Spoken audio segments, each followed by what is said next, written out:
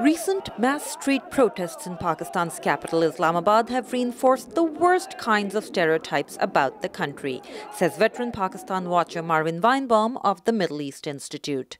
That the country is volatile, that the country has not ever been able to resolve the differences between civilian and military government rule, that Pakistan is a dangerous state, therefore, because of the fact that it is a nuclear state. The protesters, led by opposition politician Imran Khan and Canada-based cleric Tahir al-Qadri, allege rigging in the last general elections and blame the government for a culture of corruption and nepotism. Their critics claim that Pakistan's powerful military is behind them.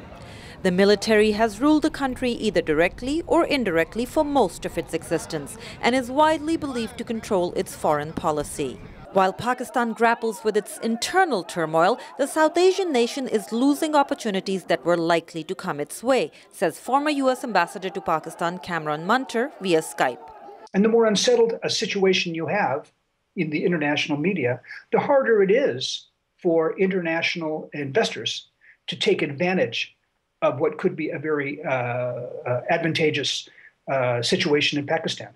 The protests come at a time when the region faces significant changes in its political and strategic landscape, and Munter feels that Pakistan needs to focus on the bigger picture.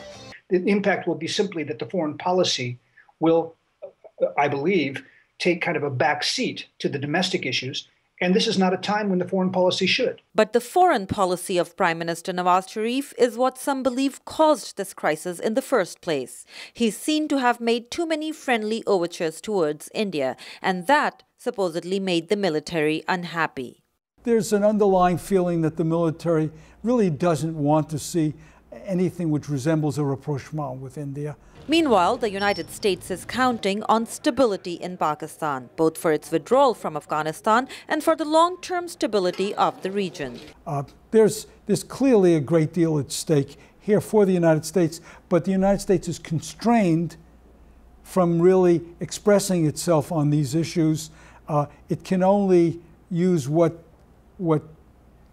quiet ways it has to suggest that, for heaven's sake, find a political way out. Last year's general elections in Pakistan and the peaceful transfer of power from one civilian government to another had raised expectations that Pakistan was on its way to becoming a normal democracy. The recent turmoil has shattered some of those hopes and reinforced the idea that Pakistan has much work to do to balance its civil-military relationship.